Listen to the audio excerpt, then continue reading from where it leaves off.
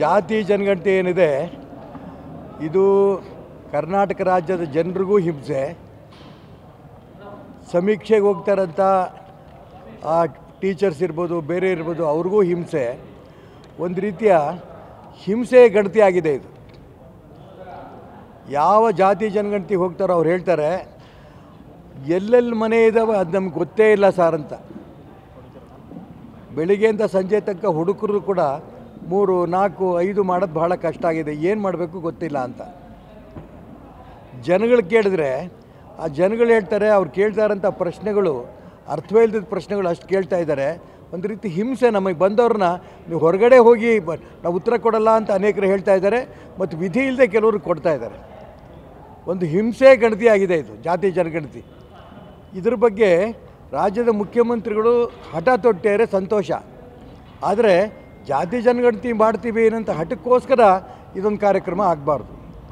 ಯಾವ ಮಂತ್ರಿನೂ ಕೂಡ ಅದಕ್ಕೆ ತೃಪ್ತಿ ಇಲ್ಲ, ಯಾವ ಶಾಸಕರಿಗೂ ತೃಪ್ತಿ ಇಲ್ಲ, ಯಾವ ಜನರಿಗೂ ತೃಪ್ತಿ ಇಲ್ಲ, ಯಾವುದೇ ಸಮಾಜದ ಸಾಧು ಸಂತರಿಗೂ ತೃಪ್ತಿ ಇಲ್ಲ. ಮತ್ತು ಇಡೀ ಸಮಾಜ ಛಿದ್ರ ಆಗೋಗಿದೆ ಇದರಲ್ಲಿ. ತುಂಬ ನೊಂದು ಹೇಳ್ತೇನೆ, ವಿಶೇಷವಾಗಿ ಲಿಂಗಾಯತ ಸಮಾಜಕ್ಕಂತೂ ಎಷ್ಟರ ಮಟ್ಟಿಗೆ ಅನ್ಯಾಯ ಆಗಿದೆ ಅಂದರೆ ಅಷ್ಟು ಅನ್ಯಾಯ ಆಗಿದೆ. ಇಡೀ ಸಮಾಜ ನೀವು ಧರ್ಮನ ಹಿಂದೂ ಅಂತ ಬರೆಸಿ, ಇನ್ನೊಂದು ವೀರಶೈವ ಅಂತ ಬರೆಸಿ, ನಿಮ್ಮ ಇಷ್ಟ ಬಂದಿದ್ದು ಇತರೆ ಅಂತ ಬರೆಸಿ, ಈ ರೀತಿ ಏನೇನೇನೋ ಬರೆದು ಆ ಲಿಂಗಾಯತ ಸಮಾಜವು ಕೂಡ ಇವತ್ತು ರಾಜ್ಯದಲ್ಲಿ ಛಿದ್ರ ಆಗೋದಕ್ಕೆ ಕಾರಣ ಕರ್ನಾಟಕ ರಾಜ್ಯ ಸರ್ಕಾರ. ಲಿಂಗಾಯತ ಸಮಾಜದ ಕ್ಷಮೆ ಕೇಳಬೇಕು ಅವರು, ಅಷ್ಟು ಅನ್ಯಾಯ ಮಾಡಿಬಿಟ್ಟಿದ್ದಾರೆ. ಇದೇ ಮಾತನ್ನು ಮುಖ್ಯಮಂತ್ರಿಗಳು ಕಾಂತರಾಜ್ ವರದಿಗೂ ಹೇಳಿದರು. ತಗೊಂಡು ನೀರಲ್ಲಿ ಮುಳುಗಿಸ್ಬಿಟ್ರಲ್ಲ, ಹಿಂದುಳಿದವ್ರು ಮುಳುಗಿಸ್ತಾರಾಗಾರೆ, ದಲಿತರು ಮುಳುಗಿಸ್ತಾರಾಗಾದ್ರೆ ಯಾರಿಗೆ ಮುಳುಗಿಸ್ತಾರೆ ಮುಖ್ಯಮಂತ್ರಿಗಳು? ಕಾಂತರಾಜ್ ಅವ್ರದ್ದು ಯಾಕೆ ಜಾರಿ ತರಲಿಲ್ಲ? ಈ ಮಾತನ್ನು ಇವತ್ತು ಮಧು ಬಂಗಾರಪ್ಪನವ್ರು ಹೇಳ್ತಾ ಇದ್ದಾರೆ. ವಿಧಿ ಇಲ್ಲ, ಕ್ಯಾಬಿನೆಟ್ಟಲ್ಲಿದ್ದಾರೆ, ಒಪ್ಕೋಬೇಕು, ಹೇಳಬೇಕು. ಅವ್ರ ಕ್ಷೇತ್ರದಲ್ಲೇ ಹೋಗಿ ಕೇಳಲಿ. ಅವರು ಯಾರು ನಿಜಕ್ಕೂ ಕೂಡ ಅವ್ರಿಗೆ ಭಾಳ ಆತ್ಮೀಯರಿದ್ದಾರೆ, ಜಾತಿ ಜನಗಣತಿ ಹೋಗಿದ್ದಾರೆ, ಹೋಗಿರೋಂಥ ವ್ಯಕ್ತಿಗಳಿಗೆ ಕೇಳಲಿ. ಅವರು ಸಂತೃಪ್ತಿ ಇದೆ, ನಿಮಗೆ ಸಿಗ್ತಾ ಇದೆ, ವ್ಯವಸ್ಥಿತವಾಗಿ ಆಗ್ತಾ ಇದೆಯಾ? ನೀವು ಯಾವ ಮನೆಗೆ ಹೋಗ್ತಿರೋ ಸಂತೋಷ ಉತ್ತರ ಕೊಡ್ತಾ ಇದ್ದಾರಾ? ಯಾಕೆಂದರೆ ಜಾತಿ ಜನಗಣತಿ ಜನಗಣತಿ ಆಗಬೇಕಿದ್ದು, ಜನರದ್ದಾಗಬೇಕಿದ್ದು ಕಾರ್ಯಕ್ರಮ. ಜನರಿಗೆ ಹೇಳ್ತಾನೆ ಹಿಂಸೆ, ಇದು ಯಾಕಾರ ಮಾಡ್ತಿದ್ದಾರಪ್ಪ ಅಂತಿದ್ದು. ಮಂತ್ರಿಗಳು ಇದನ್ನು ಹೇಳ್ತಾರೆ, ಶಾಸಕರು ಇದನ್ನು ಹೇಳ್ತಾರೆ, ಕ್ಯಾಬಿನೆಟ್ನಲ್ಲೂ ಗಲಾಟೆ ಆಯಿತು. ಸಮಾಜದ ಎಲ್ಲ ಸ್ವಾಮೀಜಿಗಳಿಗೂ ಹಿಂಸೆ.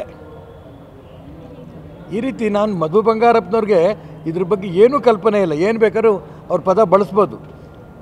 ನಾನು ಅವ್ರು ಬಳಸೋಂಥ ಪದಗಳು ಖಂಡಿತ ನಾನು ಬಳಸೋಕ್ಕೆ ಇಷ್ಟಪಡಲ್ಲ. ಜನರ ಕೆಲಸ ಆಗ್ತಿಲ್ಲ ಅಂತ ನೋವು ಅಷ್ಟೇ. 420 ಕೋಟಿ ರೂಪಾಯಿ ತೊಗೊಂಡೋಗಿ ನೀರಿಗೆ ಬಿಸಾಕ್ತಾ ಇದ್ದಾರೆ. ನಾನಂತೂ ಇದ್ದಾಗ ಬಂದಿಲ್ಲಪ್ಪ, ಗೊತ್ತಿಲ್ಲ ನಮ್ಮ ಮನೆಗೆ ಬಂದಿದ್ರು ಬಿಟ್ಟರು. ನಾನಿದ್ದಾಗಂತೂ ಬಂದಿಲ್ಲ. ಮಾಹಿತಿ ಕೊಡೋದು, ಈಗ ಮಾಹಿತಿ ಕೊಡಬೇಕು ಕೊಡಬಾರ್ದು ಅನ್ನೋದಕ್ಕಿಂತನೂ ಭಾಳ ದೊಡ್ಡದಲ್ಲ. ನಾನೊಬ್ಬ ಕೊಟ್ಟರೇನು ಬಿಟ್ಟರೇನು ಅದಲ್ಲ ಲೆಕ್ಕ. ಇಡೀ ಕರ್ನಾಟಕ ರಾಜ್ಯದ ಬಡವರ ತೆರಿಗೆ ಹಣ ನೀರಿಗೆ ಹೋಗುತ್ತಲ್ಲ ಅಂತ ಬೇಜಾರು. ಆ 165 ಕೋಟಿ ಬಗ್ಗೆ ಏನು ಉತ್ತರ ಕೊಡ್ತಾರೆ? ಇದೇ ಮಧು ಬಂಗಾರಪ್ಪ ಹೇಳಬೇಕಲ್ವಾ? 10 ಸಾರಿ ಮುಖ್ಯಮಂತ್ರಿಗಳು ಹೇಳಿದ್ರು, ನಾಳೆ ಕ್ಯಾಬಿನೆಟ್ಟಲ್ಲಿ ಇಡ್ತೇನೆ, ಯಾರು ಏನು ಅಡ್ಡ ಬಂದರೂ ಬಿಡಲ್ಲ. ಯಾಕೆ ಇಡಲಿಲ್ಲ? ಇದು ಯಾವುದೇ ಕಾರಣಕ್ಕೂ ಬಿಡುಗಡೆ ಆಗಲ್ಲ, ಬರೆದಿಟ್ಕೊಳ್ಳಿ.